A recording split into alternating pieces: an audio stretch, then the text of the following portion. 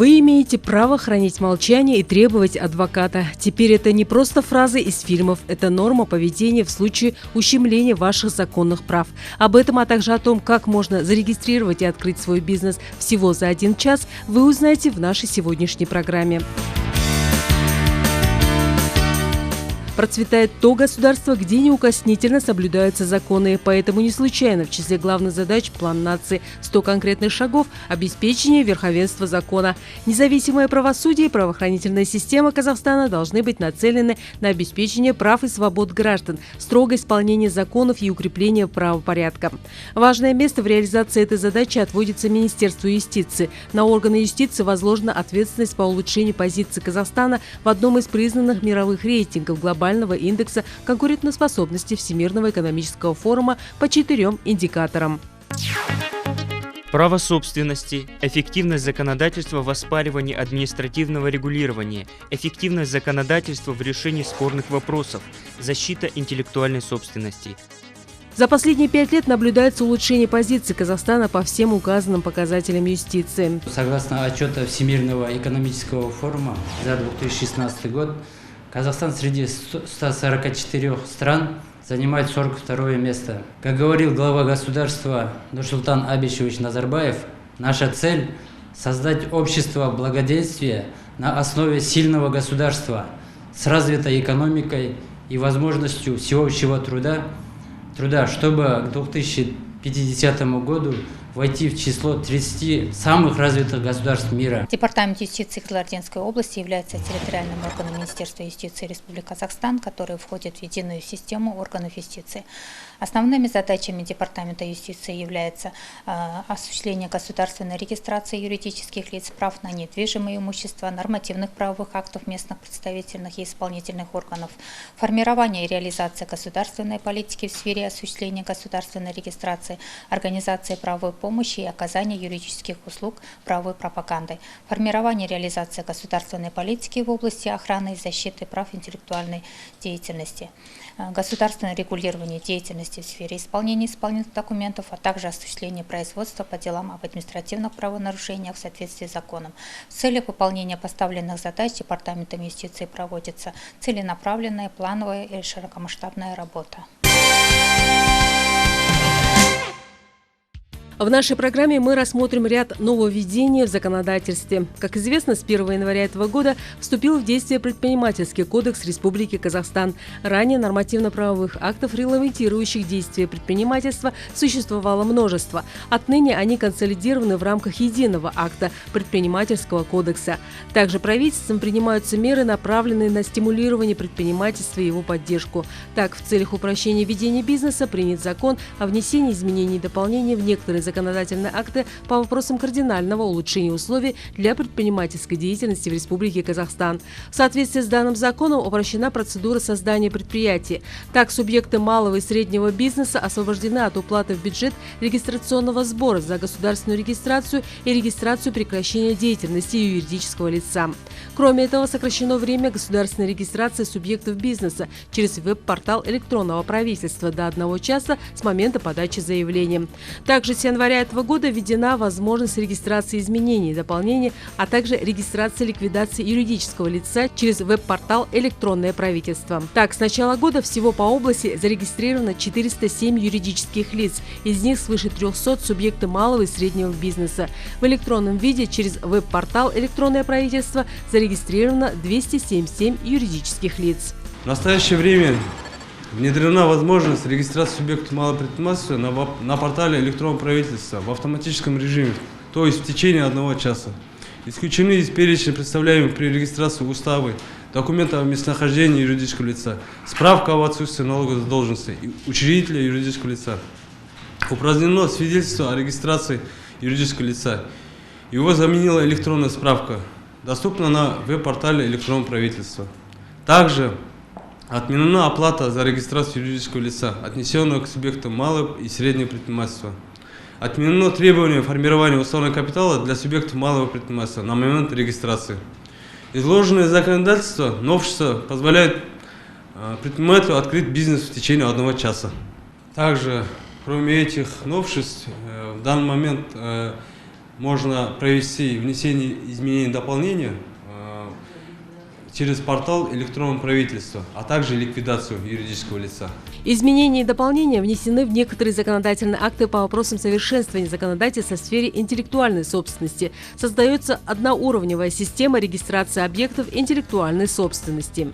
В этом году разработан Министерством юстиции проект закона Республики Казахстан о внесении изменений и дополнений в некоторые законодательные акты Республики Казахстан по вопросам совершенствования законодательства в сфере интеллектуальной собственности. Проектом закона предусмотрено внести поправки в Гражданский кодекс, Кодекс предпринимателей, Кодекс об административных нарушениях, а также Налоговый кодекс, а также законы о товарном знаке, закон об авторских смежных правах. Основным новшествами проекта закона является создание одноуровневой системы регистрации объектов интеллектуальной собственности путем через экспортную организацию РГП Национальный институт интеллектуальной собственности. В данное время регистрация через государственные органы делается, а в следующем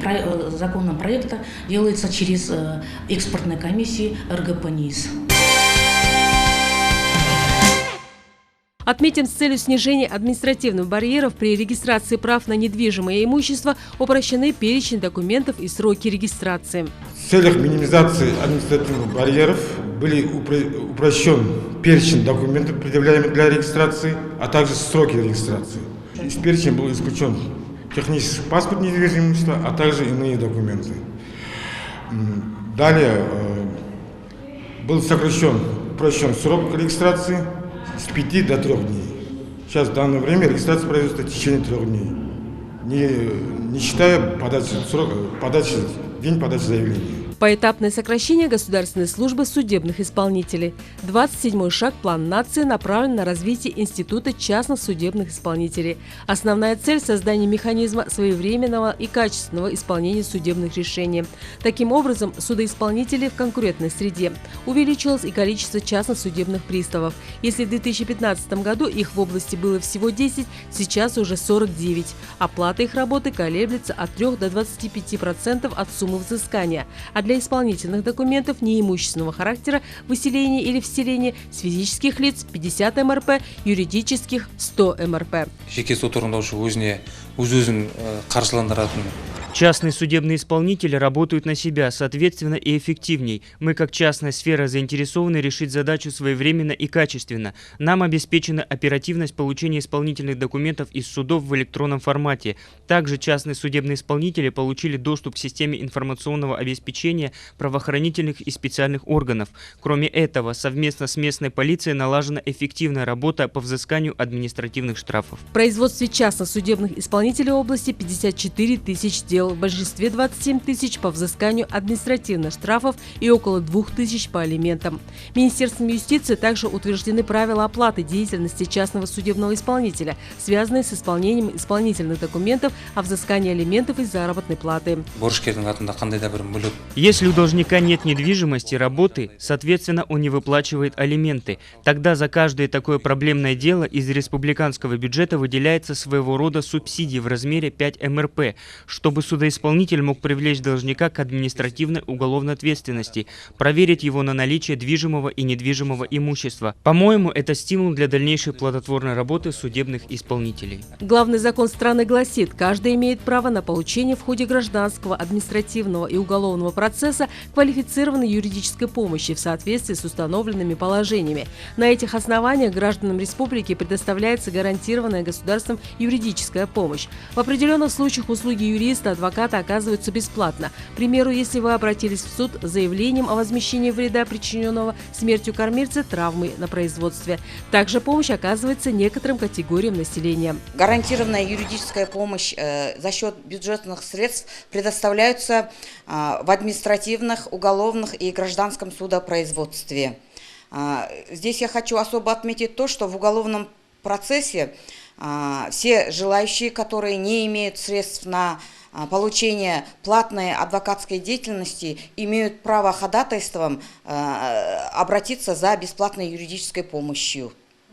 допустим, там подозреваемые, обвиняемые. А в гражданском судопроизводстве, значит, там государственную гарантированную юридическую помощь получают только те лица, которые имеют льготы, то есть это значит инвалиды первой и второй степени, участники Великой Отечественной войны, недееспособные граждане и несовершеннолетние дети.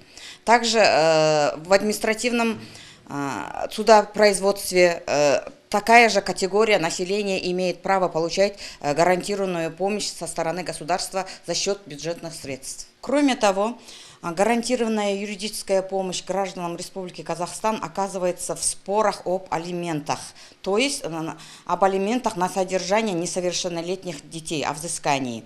В данном случае адвокаты оказывают бесплатную юридическую помощь, помогают, значит, в составлении ходатайств, исковых заявлений по взысканию алиментов на содержание несовершеннолетних детей. Таким образом, за гарантированной юридической помощью как на досудебном этапе, так и в ходе судебного процесса вы можете обратиться в областную коллегию адвокатов. В штате около 100 профессиональных адвокатов. Все граждане свободной, независимой страны должны быть под защитой закона, подчеркнули юристы, и в свою очередь соблюдать его.